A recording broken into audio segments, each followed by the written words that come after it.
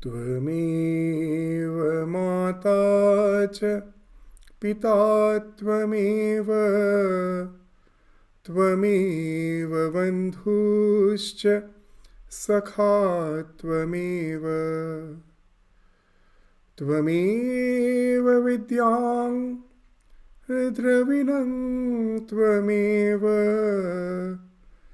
tvameva sarvam Mama Deva Deva.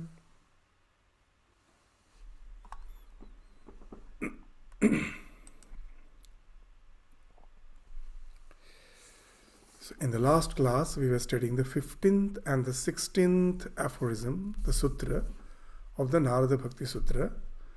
As we have already indicated, that the various aspects of divine love, as has been enunciated by the various sages, has been described from the 15th to the 24th sutra of the Narada Bhakti Sutra. The 15th sutra was just an introduction. It mentioned tat lakshanani vachyante nana mata vedat. That as per the various viewpoints, the various sages define bhakti, define this divine love in various ways. And then we find Narada is starting with the definition as has been coined by Vyasa. That what was the definition in the Sutra 16th? Puja dishu anuraga iti parasharya.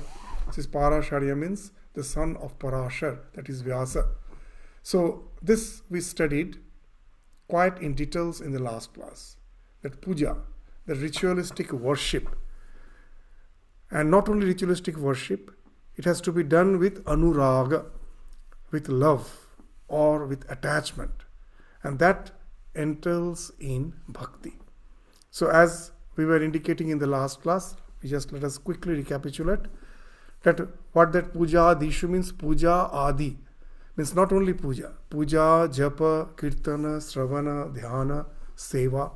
So all this comes under puja dishu. Puja means ritualistic worship. Japa is very important, repetition of the divine name. Kirtana, singing the God's glories.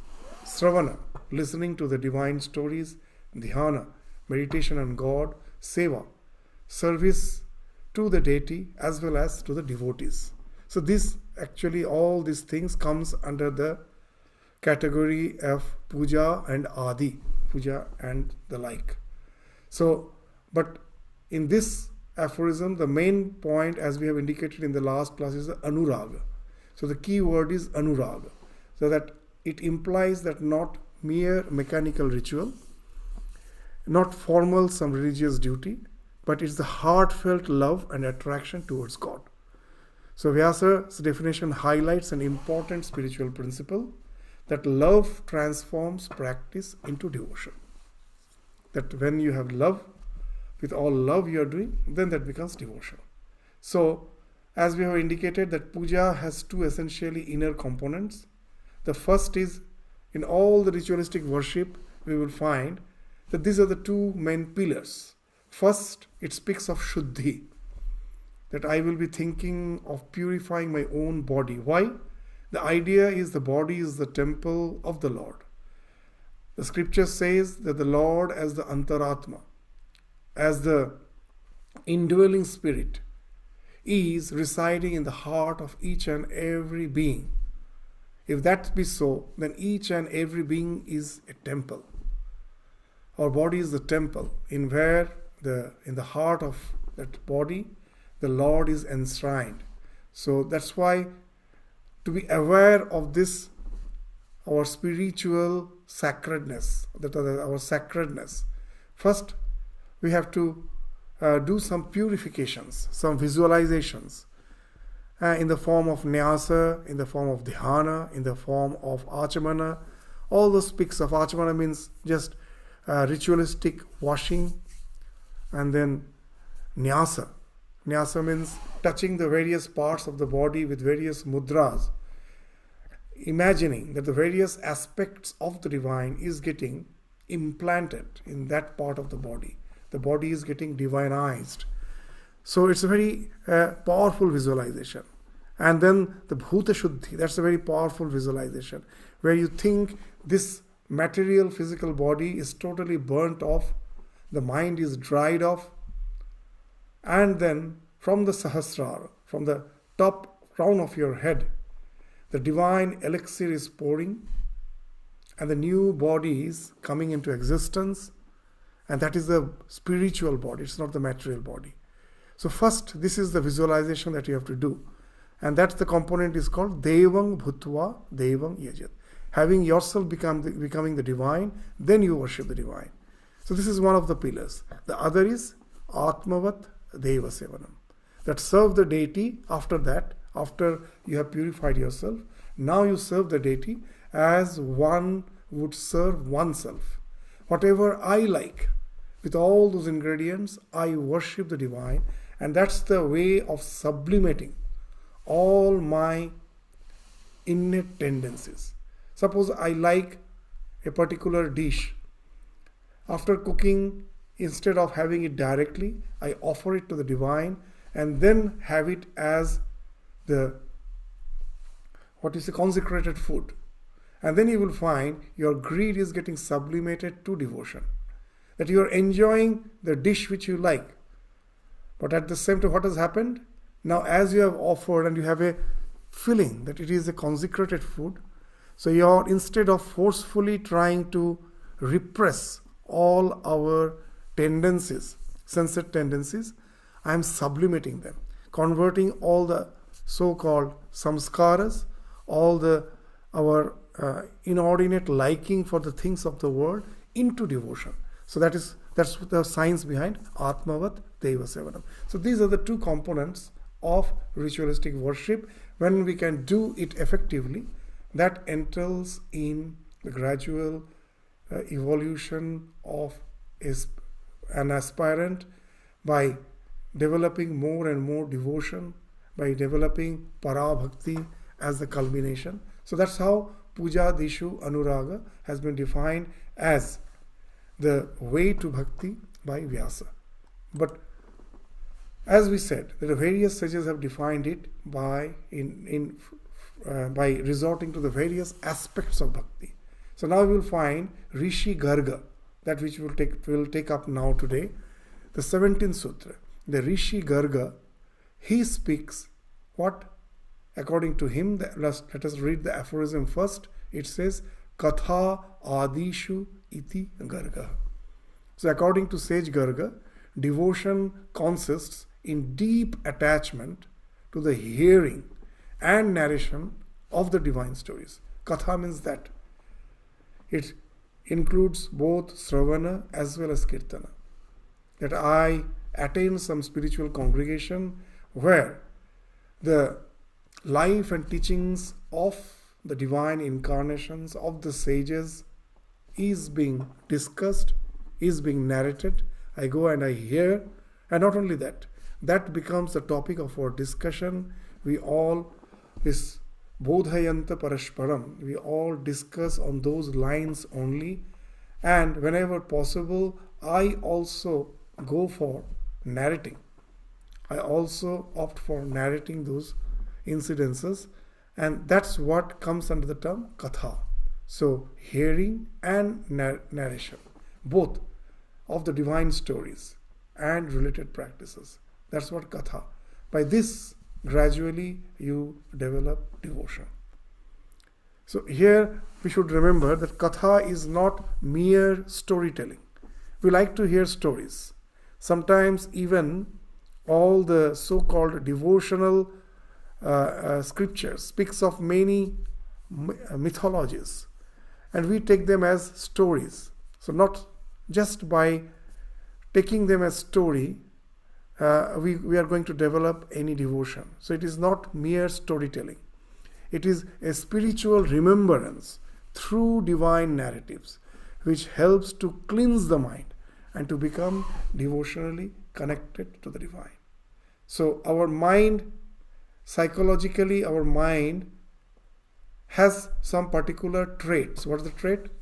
That it can never do multiple tasking.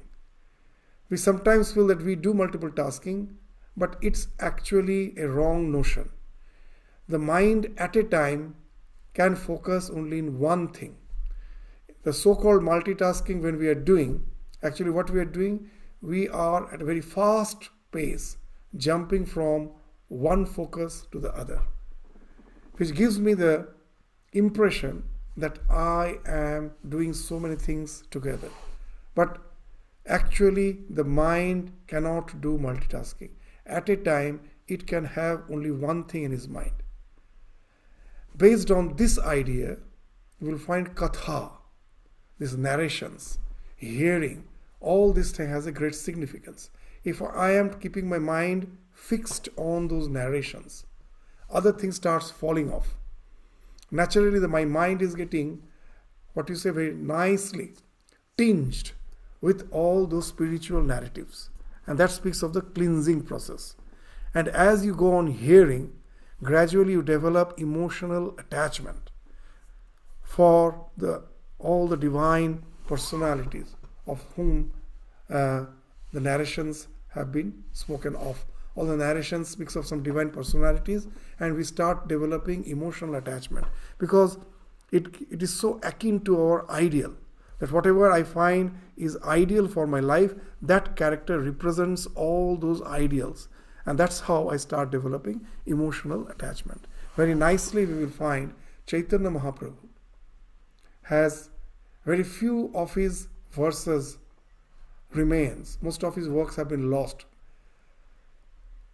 So one of these verses of Chaitanya Mahaprabhu is really very pertinent as per our spiritual journey is concerned, and it speaks of our attachment to the name of Lord, to the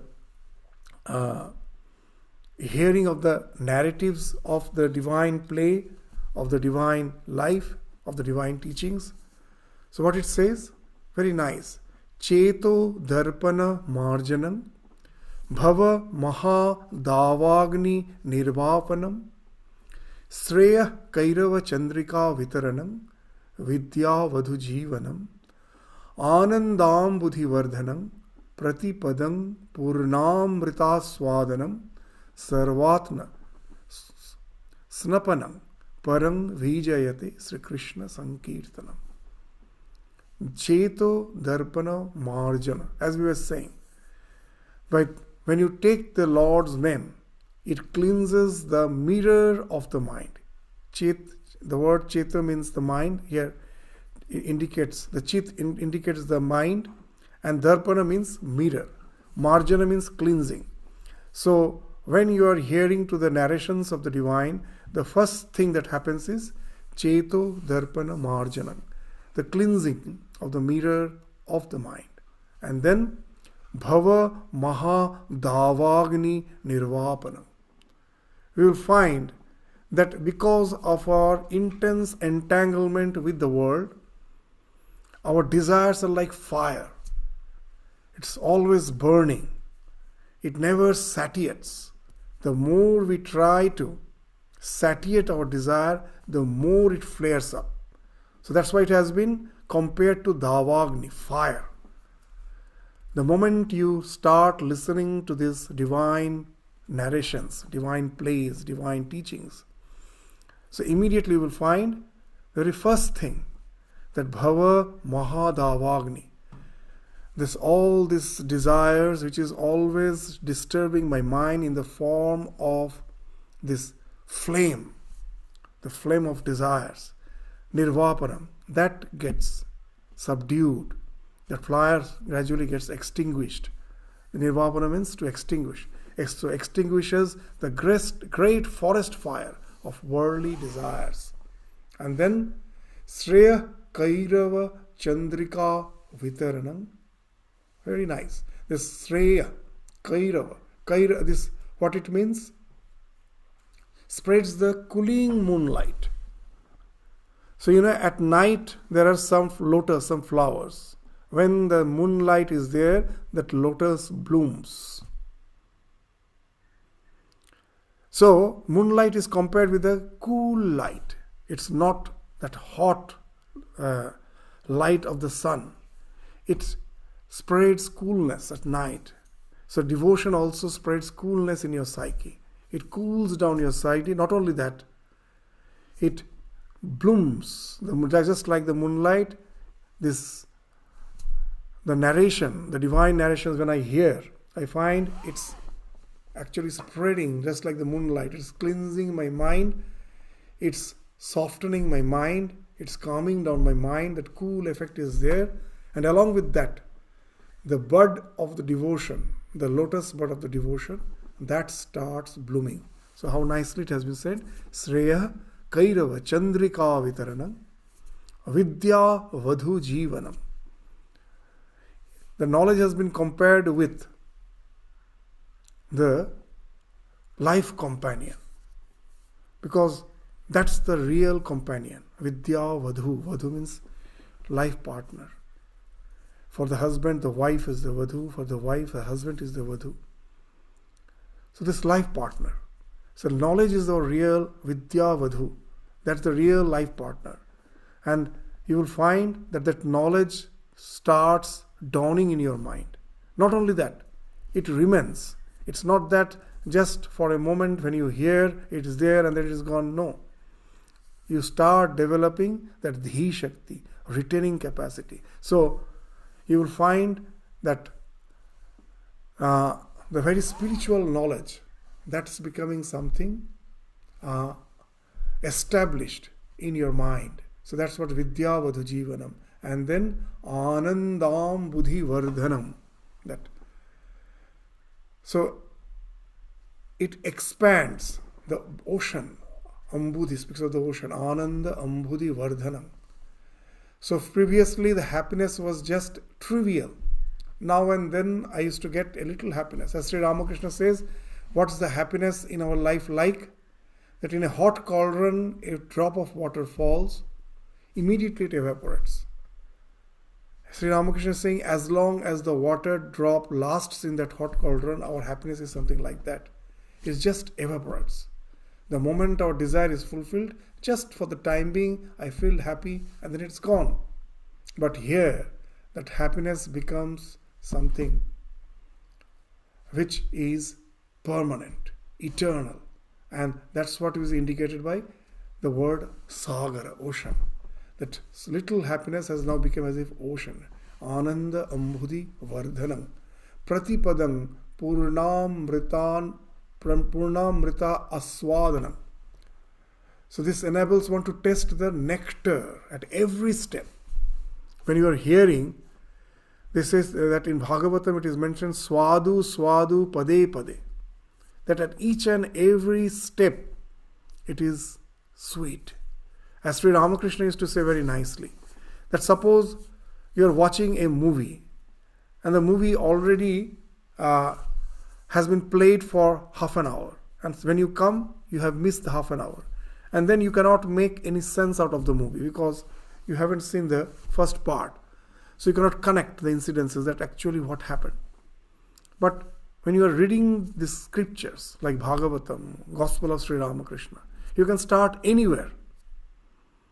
That sometimes someone asks here that, oh, what are the classes going on? We say, yes, Upanishads, the Bhagavatam, the Narada Bhakti Sutra.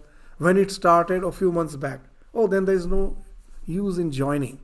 You have already covered so much. So what's the idea? That for like other subjects, we think it has to begin with certain introduction and we have to follow the sequence and then it has to end.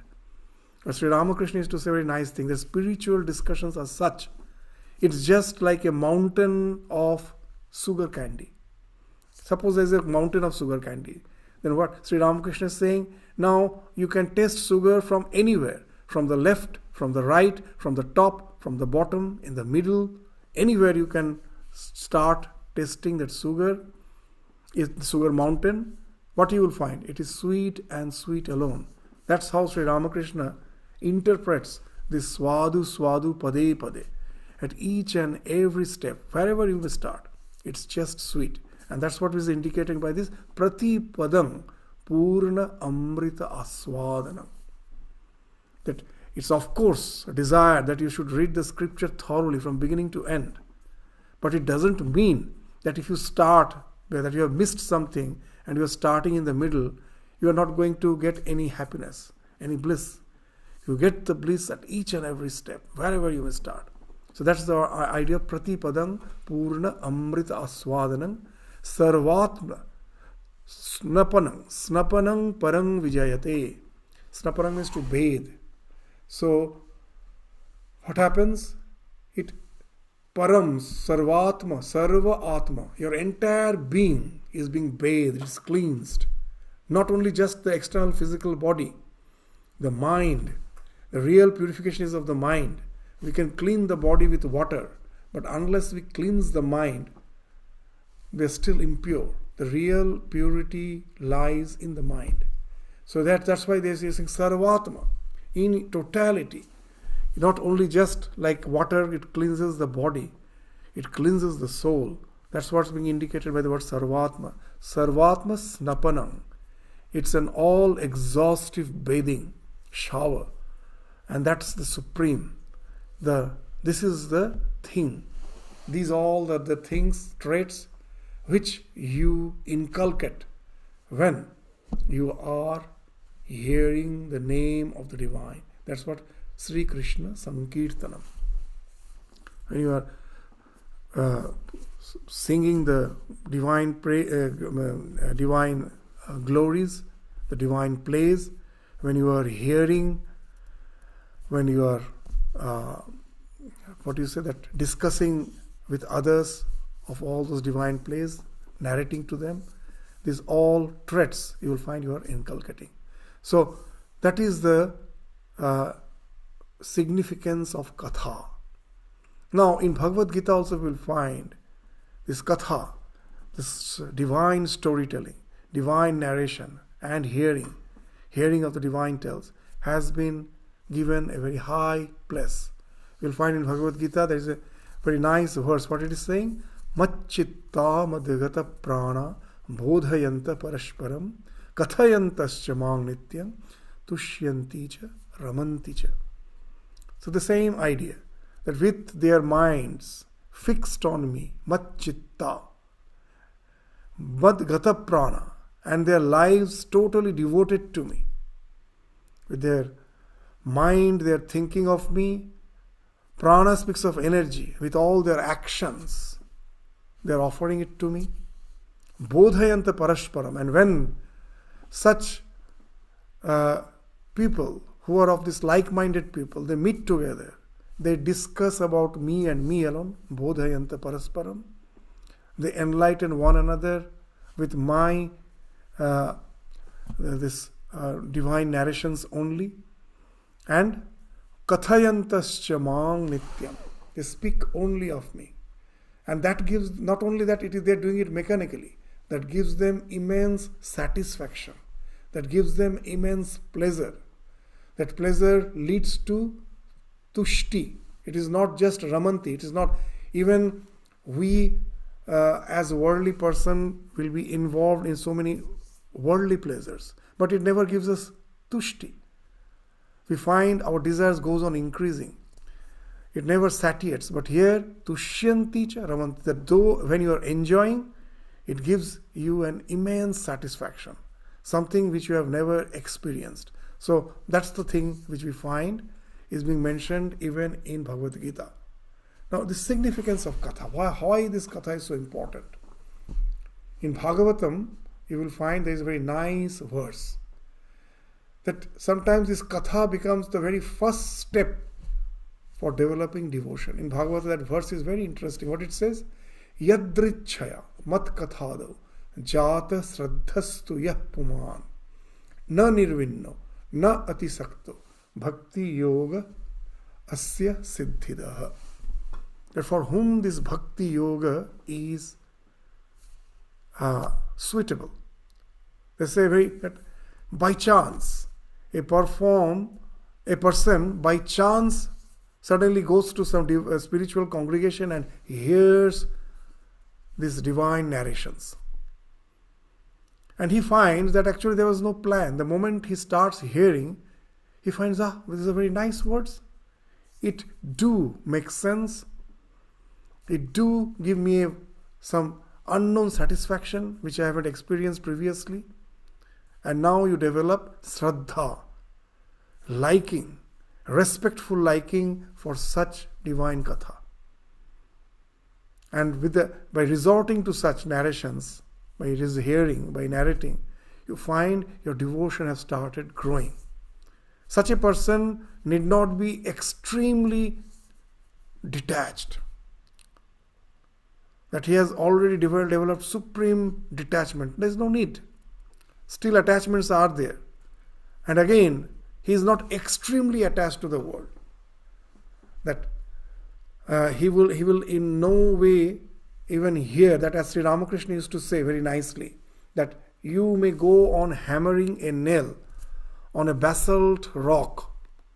Basalt rock is very hard. The nail will get bented, that it bends or it loses its sharpness.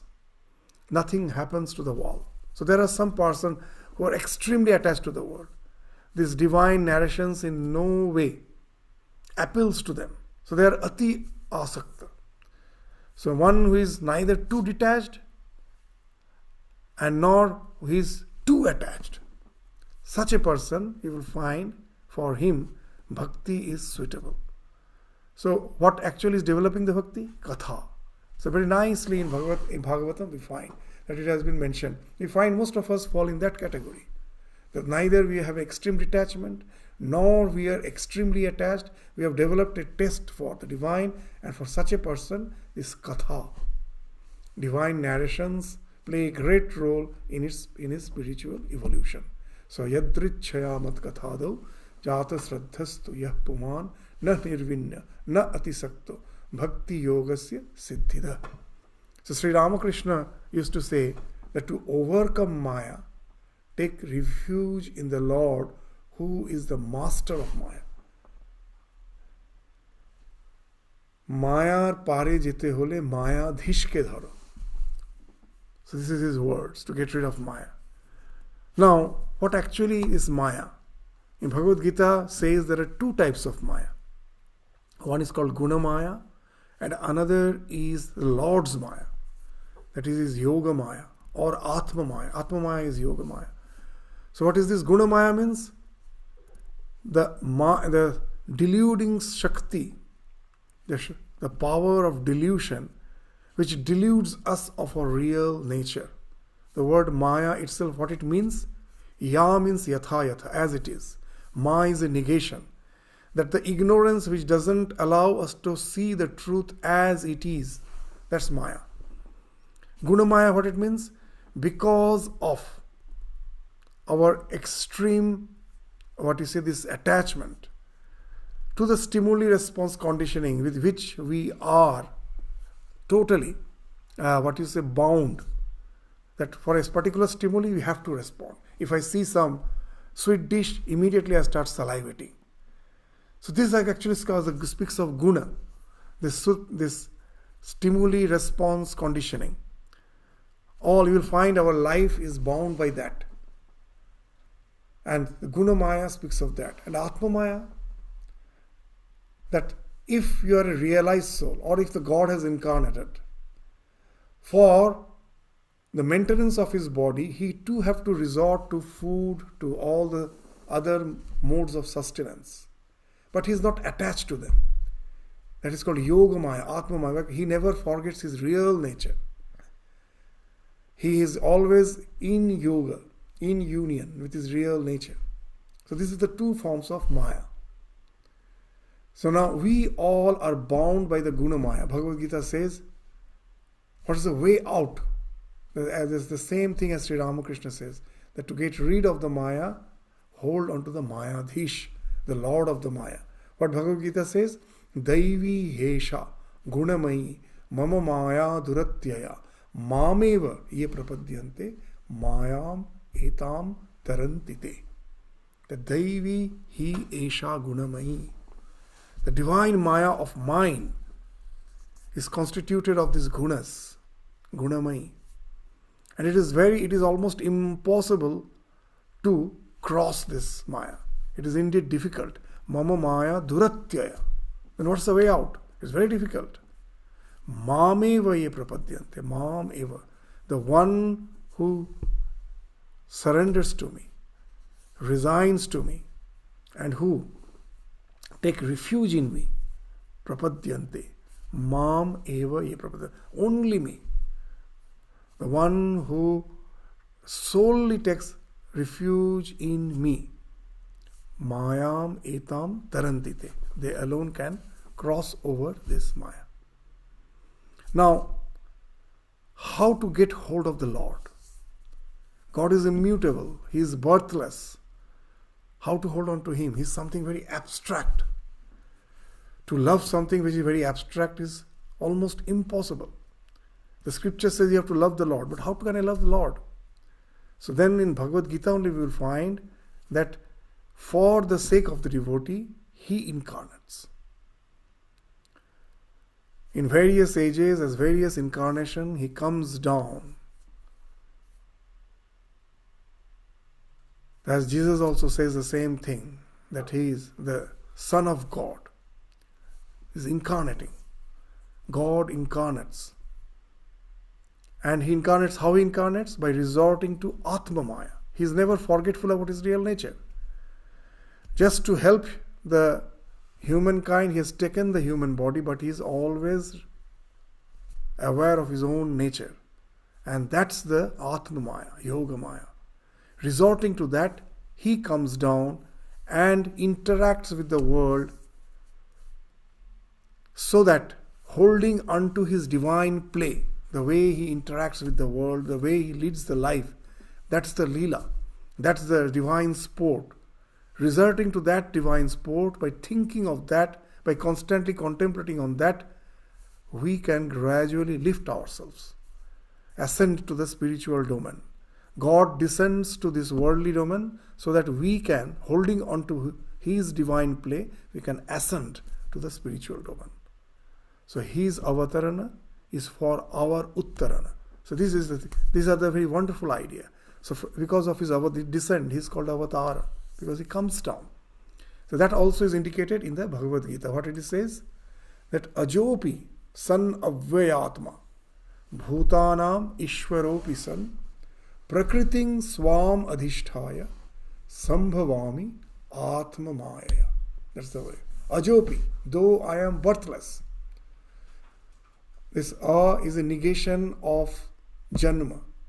That ajo means the one who is birthless. Ajopi, though I am birthless. There is no birth for me. I am the eternal principle. Ajopi san avyayatma. There is no mutation in me, avyaya. No change in me.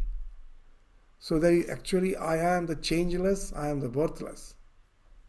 But for helping the humankind to save them from the sufferings through which they are going, he comes down, bhutanam ishwara, that he is the Lord of the bhuta. Though he is the Lord, though he is the birthless, though he is immutable, he resorts to his own prakriti. Prakriting swam adhishthaya. I manifest myself by sambhavami atma maya. With my own maya, I manifest myself. And that Atma Maya, what is the characteristic we are saying? He is never forgetful about his nature. But he takes the human form and to come and play the divine sport. Now holding on to that sport, we can raise ourselves in the spiritual domain. So now just see here the significance of Katha, how nicely it becomes clear. That what is Katha? The narration of the divine when he has incarnated by resorting to his Atma Maya. So that's why in Bhagavatam they say, Maya Manushyam Harim, holding on to his Maya, Hari, the Lord, takes the form of the human being. The Supreme Lord Hari appears as human being through his Maya. So in the Bhagavatam, very nicely, there's an ironical way of speaking of the divine. They say the divine is the Kapata Purusha. Kapat means the one who deceives other, an impostor. Can God be an impostor? No, it is not. It has to be understood as an ironical statement. What it means? Just the way the one who is an imposter, he will be playing the role of some other person. He will be imposing on himself. That's why he's imposter, imposing on himself some other's identity, which is not his. So why God is Kapata Kurusha? That he is Ajo, he is Avyaya. That is his real nature. He is birthless, he is beyond decay. But he imposes on himself the form of the human being. He also as if have to go through the Shara Vikara, 6 changes, like any other human being. He also have all the needs for the sustenance of the body. He also at last have to leave this body. This body has to fall off. So all those things looks like just like an ordinary human being. But he has actually imposed upon that. So that's why he's called Kapata Purusha. That not because he deceives, but because he hides his infinity in simplicity. His identity in simplicity. That he is infinite being, but he appears to be just like any other ordinary human being. So that's why in Bhagavata they say he's a Kapata Purusha. But what is the purpose of his birth? That he himself is Ananda Swarupa. He is a bliss. And others, if can relate to him, they also becomes blissful. So that as in the Taittiriya Upanishad very nicely it has been said, Raso Vaisa. Raso hi evayang labdhva anandi bhavati. So you attain that ananda, that bliss, by resorting to the divine, who is full of bliss. So that's the purpose. He comes down to give us that perpetual bliss, so that we can get that ultimate satisfaction. Raso vaisa, raso he vayang labdhva. That verily he is bliss. And upon attaining this bliss, how can one attain? Through katha, through that narration. Each and every individual also becomes blissful. Raso hivayam labdhva anandi bhavati. So that's why, as we were saying, Bhagavata says that katha is swadu swadu pade pade. Delicious and delightful at every step. So that is full of that divine elixir. So Bhagavatam, very nicely, we find in the Bhagavatam the life of Krishna has been described. The Krishna as a small boy is playing a lot of frivolry in this Vrindavana. He is dancing with the gopas, with the gopis. And seeing that, poetically it has been said, as if the Vedanta Siddhanta, the ultimate conclusion of the Vedanta, which is very abstract, Brahman, he has taken form and he is dancing. So therefore nicely they say, Vedanta Siddhanta Nrityati. That's a wonderful expression. That who is dancing? It's not an ordinary human being. Vedanta Siddhanta. The Vedanta, what is Siddhanta? The conclusion of Vedanta? That ultimately everything is Brahman. And that Brahman has taken a form and is dancing. So Vedanta Siddhanta Nrityati. How this now wonderful expressions we find in the scriptures. So the way out, in the words of Ramakrishna, is, what's the way out then? So he has came down, taken that form, and that even the essence of the Vedanta is finding expression through that life. So you have to hold on to that and raise yourself up. In the words of Ramakrishna, Leela dhore dhore nitya pochana. Hold on to the divine Leela. As Sri Ramakrishna is to give a nice example. Suppose someone has drowned, someone has fallen in the river and is drowned, and to save him, he is still alive. To save him, someone throws the chain, and holding onto the rungs of the chain, the chain has so many links, holding onto each and every link of the chain, that the main graduate, that person who has drowned, he gets up to the surface of the water and is thereby saved.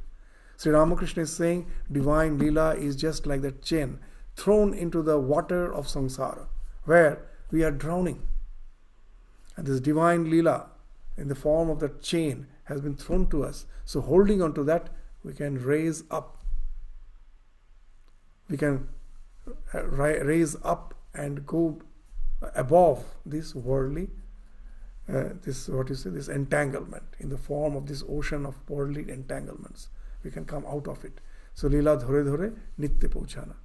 And this katha is very interesting. What happens?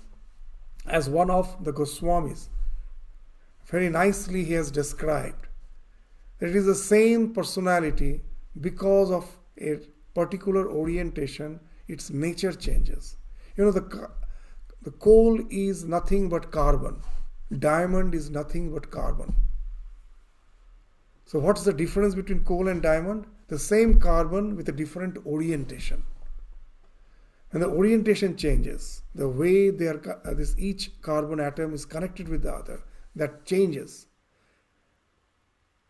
And then what happens? The coal itself gets transformed into diamond. The same personality with all the worldly attachments, desires.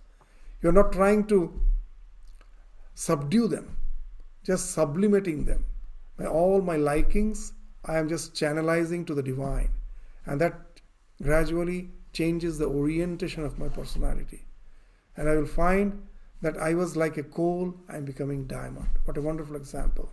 That it is just the same personality with the change of the orientation becomes totally overhauled, transformed. Koila, hirate, rupantar hava.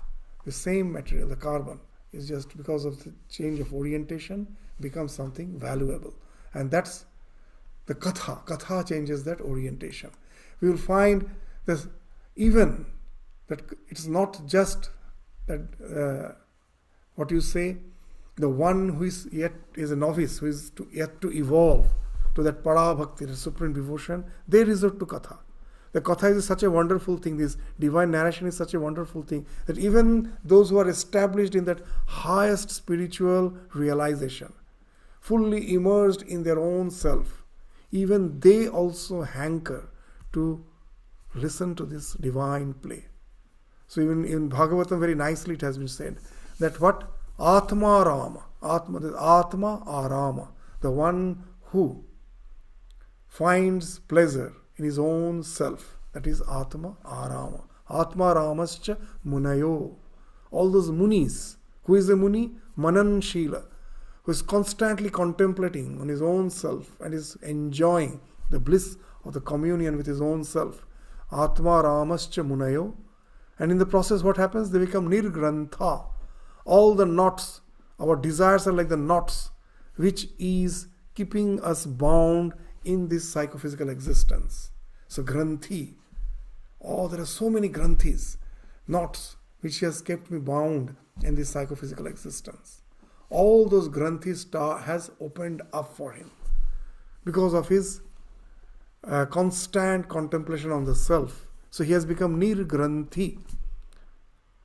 And the devotion is for whom? For Urukrama, for the Lord. The Lord's another name is Urukrama. Because with 3 pada, with his 3 feet in a Vamana avatara, he covered the entire universe. So what it indicates? That Urukrama, just by his steps, he has covered everything. And even he is even beyond that. Beyond the seen, beyond the unseen. He is pervading the entire universe. That's why it's called Urukrama. So this Urukrama, by having that devotion to him is such, to hear about him, even the one who is established in the self, they also as if come down from that state of intense absorption, divine absorption, to come down to resort to this divine katha, to listen. What do they say? Kurvanti ahaituking bhakti. There is no ahituking, there is no hetu, there is no reason for that. Because he has already attained the highest state of liberation. But still this devotion is such, he comes down with no purpose. For us the purpose of bhakti is what? I want to get liberated. For him there is no purpose, he has already attained that. But still he comes down to enjoy the bhakti. Kurvanti ahaituking bhaktim. Ithanguna bhutahari. That Lord is That's such a resplendent thing, that he's such a resplendent being, that even the one who has attained that higher state, he comes down. So just see, Katha is not only for the one who is yet to evolve. Even for the most evolved, they come down. In Bhagavatam we find the Shukadeva's story relates that fact, that Shukadeva was immersed in Samadhi to bring him down to the worldly plane, so that through his mouth the world can hear about the divine play of the Lord Krishna. Then only it will become effective. To bring him down, what was the procedure which Vyasa resorted to? That he taught some verses explaining the beauty of Krishna.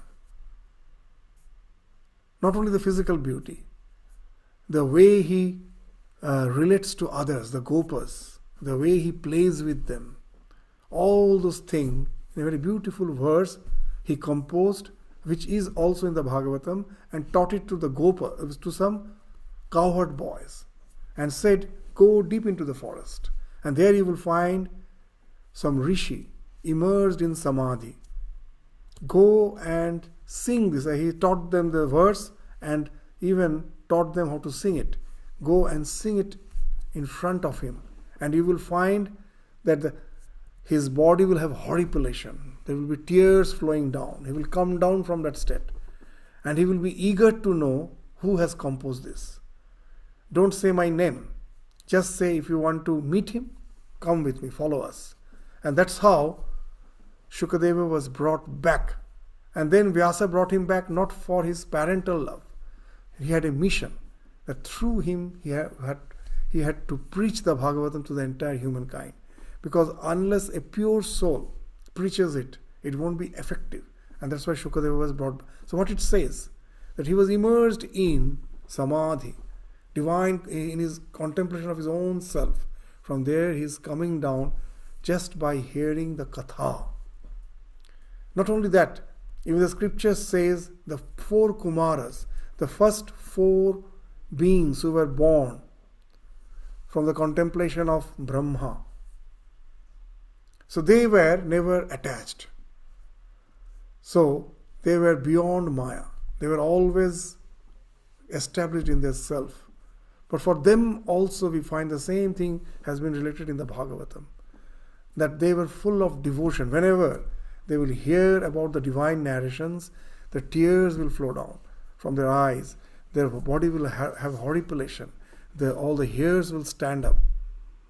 So all these, the expressions of devotion will manifest in their body. And that again speaks of the importance of katha. Just to hear this pastime of the divine incarnation, they come down from the samadhi and they like to relate. So that's the importance of katha. That speaks of supreme devotion, para bhakti. That we will find that a devotee doesn't want mukti, liberation. Even if he has attained samadhi, he comes down to that level. As Sri Ramakrishna says, that I don't want to become sugar. I want to enjoy the taste of sugar. So they come down from that identification with the self and want to maintain a duality. That I am not one with the self. I am separate from the self. Why they want to enter? If that duality is there, then the question of enjoyment comes. If you are one with it, the question of enjoyment doesn't come. So to enjoy the bliss of divine communion, they come down from that state. And again it speaks of para bhakti, supreme devotion. So here all this these definitions are definitions of supreme devotion. So this katha adishu is a very nice definition. It is meant for both. By resorting to katha, the one who is a novice, he gradually attains supreme devotion, and the one who has gone beyond devotion, he is established in jnana. He also comes down to the state of duality to enjoy that para bhakti, that supreme devotion. So katha, both the way, helps the most highly evolved soul as well as the one who has just started his spiritual journey. So after saying that, the 18th verse, the 18th sutra, that we will find the definition of bhakti as has been enunciated by Shandilya. This according to Shandilya, another sage, another rishi. What is saying? Atmarati avirodhena iti Shandilya. The devotion is that which does not oppose one's delight in the self. It's very important. You'll find throughout the world, in the name of devotion, we get involved with so many paraphernalia. There's a very nice Tagore song, Tomar pujar chole tomai bhule thaki. That all those paraphernalia makes us forget the Lord. But after all, where is the Lord? Where to find Him? He is everywhere, but where to find Him? We have to find Him in our heart. As Sri Ramakrishna used to say very nicely, that the heart is the devotee's living room, the drawing room, in the Boithok in Bengali. What it means? That in my house, I have access to each and every nook and corner of my own house. I can travel, I can go freely anywhere. But when my guest comes, I will be meeting him in the living space, in the living room, not anywhere else. Similarly, God is all pervading, but He communes with His devotees in the devotee's heart. How nicely Ramakrishna is saying that the heart of the devotee is the living room of the divine. So this heart is being spoken of as Atma Rati. At last, to enshrine the divine in your heart and to commune with Him there. That is bhakti. Otherwise, there is a chance in the name of puja, in the name of katha, I will be so much involved in socializing. We'll find everywhere. We are so much. We will find everywhere. In India, even in Australia, there is a multicultural grant. So much money we are getting to celebrate this religious events. But at last we will find we all get involved with that paraphernalia. Nobody is giving stress to this, that to have that devotion in one's heart, the feeling of devotion in one heart, this Atma Rati, nothing should contradict that. Avirodhena iti Shandilya. So according to Shandilya, the term Atma Rati means the joy in the inner self. That lest we forget just in the external paraphernalia. So that's why he's stressing that joy in the inner self, the spiritual delight arising from the contact with the divine reality within. The God is the inner soul, the antaratma of all beings. So diving within is the real divine communion. And when the heart discovers that the source of joy lies within, devotion becomes deeper and more stable. So he will be having, because that's the place which no one can take away from you.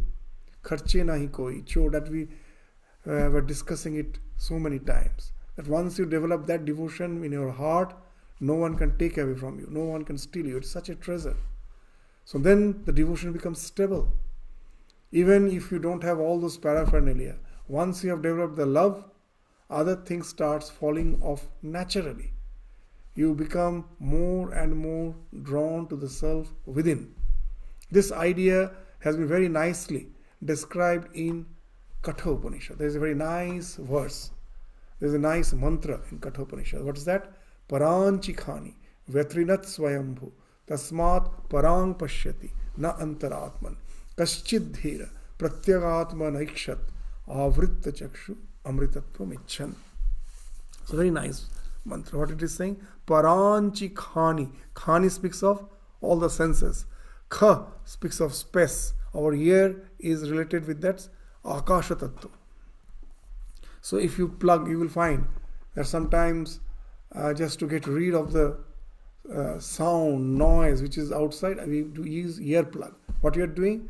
You are just plugging the space in your ear, and that doesn't allow your eardrum to vibrate, and you cannot hear anything. So this kha means akasha is linked with your hearing. So when they say kha, it actually speaks of your organ of hearing. But when they say khani, it's a plural. Plural, it means what? Means hearing, your ears as well as the other organs. Khani, when it becomes plural, it means all the sense organs. So, paranchi khani vyatrinat swayambhu, the Lord has inflicted, has injured the senses in such a way that tasmat parang pashyati. Parang means outside, moving outside. With our senses, we are constantly moving outside. Parak. There are two words, parak and pratyak. With our senses, we can constantly moving out. But there is another faculty. We can close our senses and with our mind try to dive within. That is called pratyak, inward motion. So these words are very, very significant. Parak and pratyak. First they are saying tasmat. He has injured the senses in such a way that it is always moving outwards. Even when in a religious congregation, we are all interested with all this external paraphernalia. I still remember a very nice incident when I was in training center. That early in the morning, it was a time for our meditation.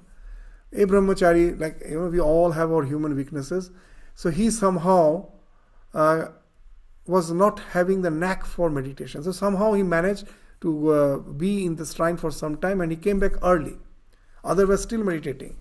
And he came back early and in the training center in one corner, with the idea that I will be serving all other brahmacharis today. What he did, he lighted some furnace and he was preparing some sweetmeat dishes and he was singing out of joy, Boro dhum legeche hridhi kamole. That in the core of my heart, I find as if some celebration is going on. Dhum legeche. Where in the core of my heart. Now some senior Swami was passing by that the corner where he was preparing all those things and he was singing. And the senior Swami commented very nicely.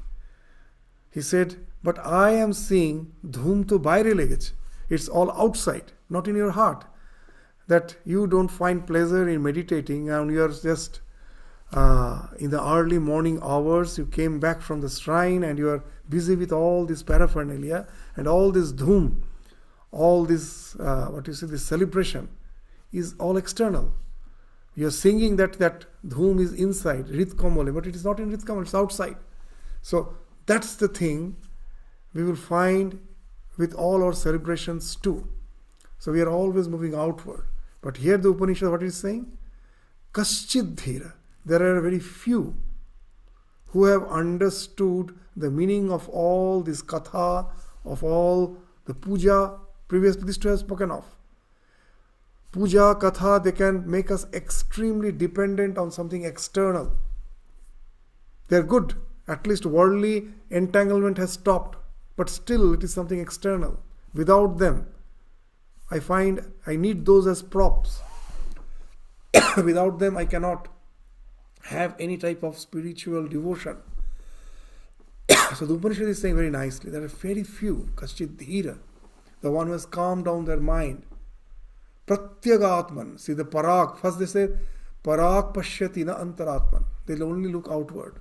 But Kaschid Dhira, few, Pratyagatman, going inwards, Pratyak, to see the one, the Atman, the one who resides inside, Avritta Chakshu, closes his senses.